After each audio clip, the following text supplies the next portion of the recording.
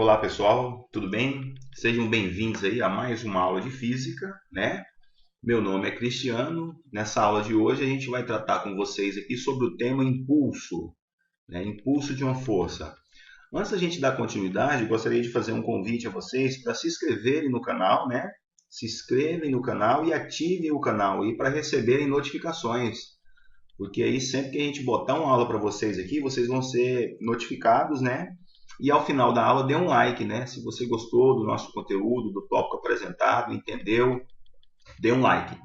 Bom, vamos lá. Antes da gente iniciar essa aula aqui de impulso, eu gostaria de deixar uma dica importante para você. Pegue o caderno e vá fazendo anotações. É muito importante que você anote para que você tenha maior facilidade para assimilar o conteúdo que a gente vai apresentar aqui, né? Embora seja uma aula virtual, mas é importante que você tenha um comportamento análogo ao que você tem lá nas aulas presenciais, tá certo?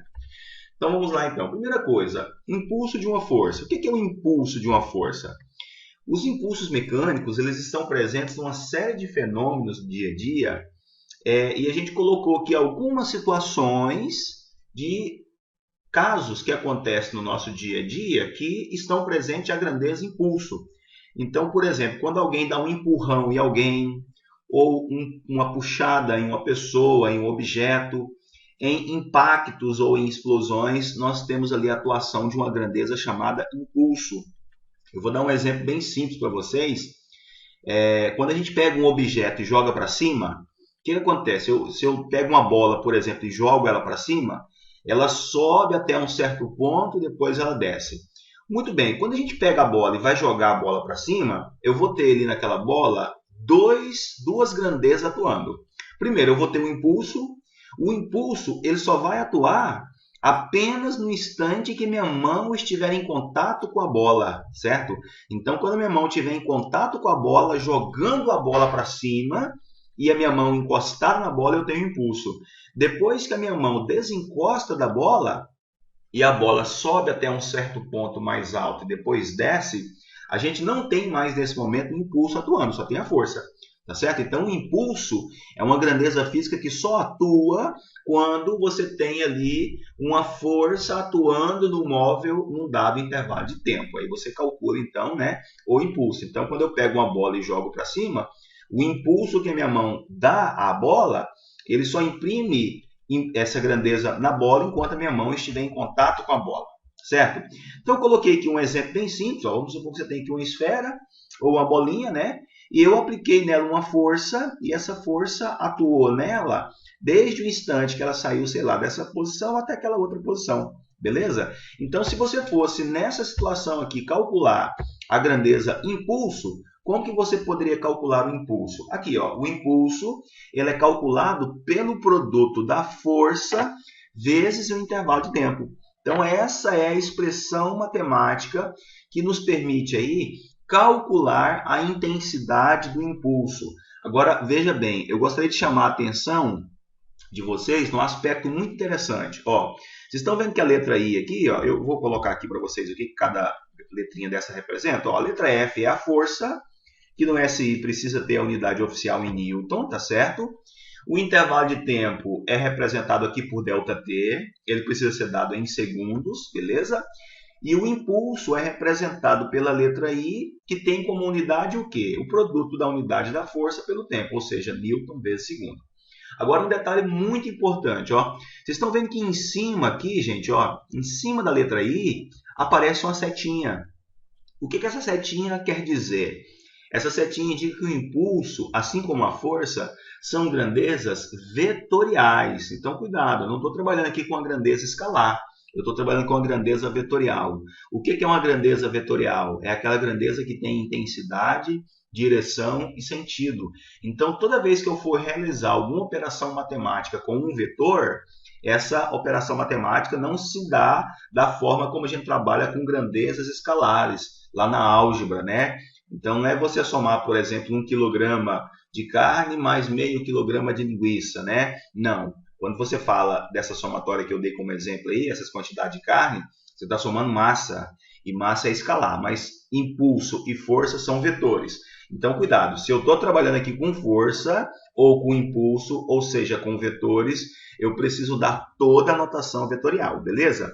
Então tá aqui, ó, essa é a maneira como eu calculo, ou como uma das maneiras como eu posso calcular a grandeza física chamada impulso, tá certo? É a força vezes o intervalo de tempo.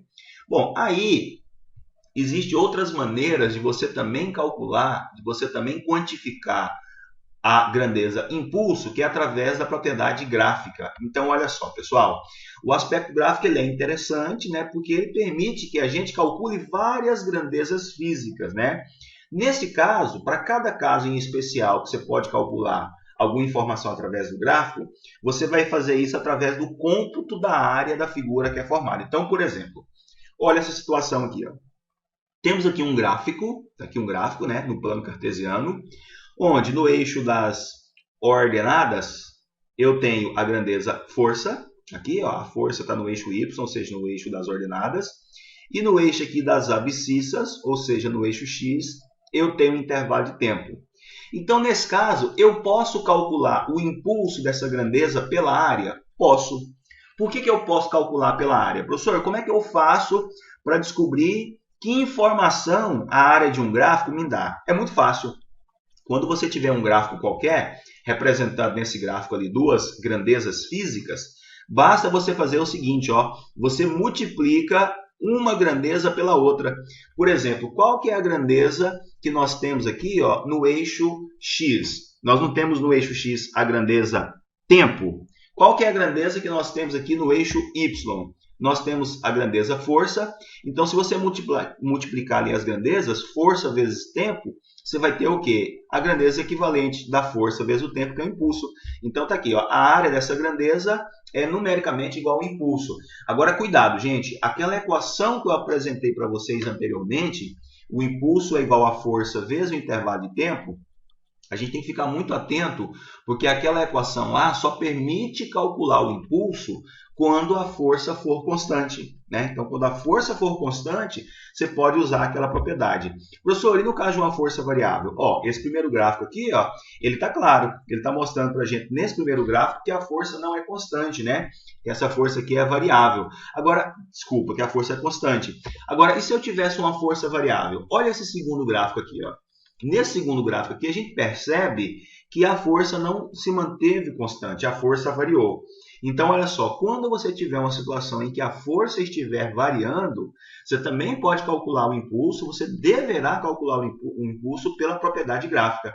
Aí, a somatória dessas duas áreas ali, ó, seria o impulso da força do instante inicial até o instante final. Então, pronto, bastaria você calcular ali a somatória daquela área 1 com a área 2. A somatória das duas áreas seria ali, né, o impulso, beleza? Bom, feito isso, né, absorvido isso, vamos ver se a gente consegue então resolver aqui um exercício que trata, né, sobre as grandezas impulso. Vamos lá então? Ó, esse primeiro exercício aqui, ó, ele diz mais ou menos o seguinte, ó, uma partícula de massa 8 kg desloca-se numa trajetória retilínea quando lhe é aplicada, no sentido do movimento, uma força resultante de intensidade 20 newtons. Sabendo que no instante de aplicação da força, a velocidade da partícula varia 5 metros por segundo, determine o impulso da força resultante durante os 10 primeiros segundos de atuação, beleza? Então, esse enunciado, vamos à resolução. Então, a primeira coisa, para você iniciar aqui uma resolução, eu vou deixar para você também uma dica aí, tá? Você que está assistindo essa aula, quando chegar nesse momento aqui da resolução, você já fez as suas anotações sobre a grandeza que nós estamos estudando, que é o impulso.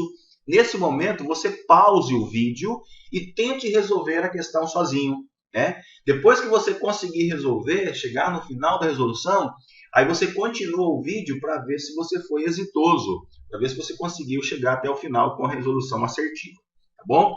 Então vamos lá então. A primeira coisa que eu preciso fazer, tirar os dados. Qual que é a grandeza que ele está pedindo para eu medir, para eu calcular? Ó, determine o impulso da força resultante. Olha lá, finalzinho da penúltima linha, ó. O impulso resultante é o que ele está pedindo. Então tá lá, impulso, interrogação.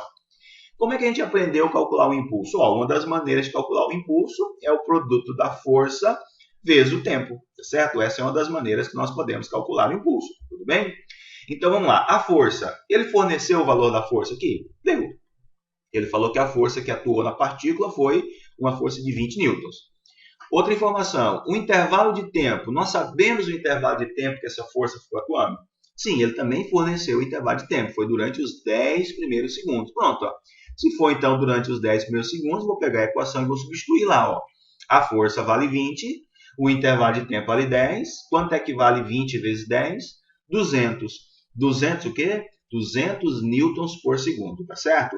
Essa, então, é a intensidade do impulso que atua nessa partícula, nesse intervalo de tempo, ok? Beleza? Entenderam? Espero que tenham entendido, que não haja nenhuma dúvida, senão volta o vídeo novamente, volta lá novamente, né? E veja como se deu a resolução, tá certo? Vou fazer com vocês aqui mais uma questão, mais um exercício sobre o impulso de uma força. Então vamos lá, ó. Um corpo de massa 38 kg percorre um eixo orientado com velocidade escalar igual a 15 metros por segundo. No instante t0 igual a 0, aplica-se sobre ele uma força resultante cujo valor algébrico varia em função do tempo conforme o gráfico. Aí ele deu para a gente um gráfico, tá vendo? Aí vem a pergunta que ele faz na sequência, ó. Qual o valor do impulso da força entre os instantes 0 e 14 segundos? Então, beleza, ele quer que você calcule o impulso que atuou nessa força desde o instante 0, que está lá na origem do gráfico, até o instante 14 segundos, que está no final. Beleza? Então, a primeira pergunta, essa força ela se manteve constante ou ela variou? Se você olhar no gráfico, você vai perceber que a força está variando. Aí vamos lá, como é que faz para calcular então o impulso quando a força varia? Eu preciso calcular a área do gráfico. A área do gráfico é a região que vai da função, no caso essa aqui está em rosa, da função até o eixo x. Então da função para baixo, quando ela está no primeiro quadrante, ou da função para cima, quando ela está no quarto quadrante, você calcula a área e a somatória algébrica dessa área corresponde à grandeza impulso no caso. Então tá, pause o vídeo aí, tente resolver essa questão e na sequência você volta para ver se deu certo a sua resolução, beleza? Então vamos lá, eu vou partir agora para a resolução. Vamos lá, então, ó, esse aí então é o gráfico que ele deu, né? Então ele quer que você calcula o impulso do instante 0 até o instante 14. Bom, como é que eu vou calcular esse impulso? Calculando a área. Então eu vou dividir aqui o meu gráfico em 3 áreas. Essa primeira ali, que corresponde a um retângulo, eu vou chamar de área 1. A segunda, que corresponde a um triângulo, eu vou chamar de área 2. E a terceira, que também corresponde a um triângulo, eu vou chamar de área 3. Então, se você calcular essas 3 áreas e somar as 3, você tem um impulso da força total que atuou no móvel do instante 0 ao instante 14. Vamos lá? Ó, então, beleza. Está aqui a expressão. Ó, o impulso resultante é a somatória das áreas. A1 mais A2 mais A3. Agora eu vou calcular todas elas. Ó. Vamos lá. Calculando inicialmente a área 1. Primeiro, a área 1 corresponde a que figura geométrica? A área 1 corresponde a um retângulo, né? Como é que a gente aprendeu lá na geometria plana calcular o retângulo? Base vezes altura, né? Então tá aqui, a área do retângulo é base vezes altura. Quanto que vale a base do triângulo, desse retângulo da figura que eu chamei de A1? A base não vai de 0 a 8? Pronto, ó, se a base vai de 0 a 8, a base vale 8. A altura não vai de 0 a 20? Pronto, ó, se a altura vai de 0 a 20, a altura é 20. Está lá, ó, a área 1 é 8 vezes 20. Quanto é que vale 8 vezes 20? 160. 160 o quê? Newtons vezes segundo. Pronto, calculei a área 1. Agora eu vou para calcular a área 2. Né? Vamos calcular a área 2. Então, ó, cálculo da área 2. A área 2 é a área de um retângulo, né? Então, de um triângulo. A área de um triângulo. A área do triângulo, vocês aprenderam lá da geometria plana, que é calculada como? Base vezes altura dividido por 2. Agora, olhando para o triângulo A2, a base dele não corresponde ao intervalo de 8 a 12? Então, se a base corresponde ao intervalo de 8 a 12, quanto é que vale esse intervalo de 8 a 12? 4. E a altura é de 0 a 20. Então, tá lá, ó. A área 2 vai ser a base, que é de 8 a 12, que corresponde ao intervalo de 4, vezes a altura, que é 20, todo mundo dividido por 2. Ó, 40 vezes 20 dá 80, 80 dividido por 2, 40. Beleza? Então, descobri aqui a área 2, que é a área do triângulo 2. Agora, vamos para a terceira e última área, que é a área 3. De novo, essa área 3 também é um triângulo. Como é que a gente aprendeu da geometria calculada do triângulo? Base vezes altura dividido por 2. Então, vamos lá. A base do triângulo A3 não é um intervalo que vai de 12 a 14? Então, se a base vai de 12 a 14, quanto que vale essa base? Essa base vale 2. Quanto que vale a altura? Agora, cuidado. Ó. A altura desse triângulo 3 aí é uma altura negativa. Professor, não existe altura negativa, não existe lá na geometria, mas aqui nós temos uma altura que corresponde a uma força, e a força pode ser negativa, quando ela tem um sentido contrário àquele que se adotou como positivo, né? Uma força ser negativa não quer dizer que necessariamente ela é negativa.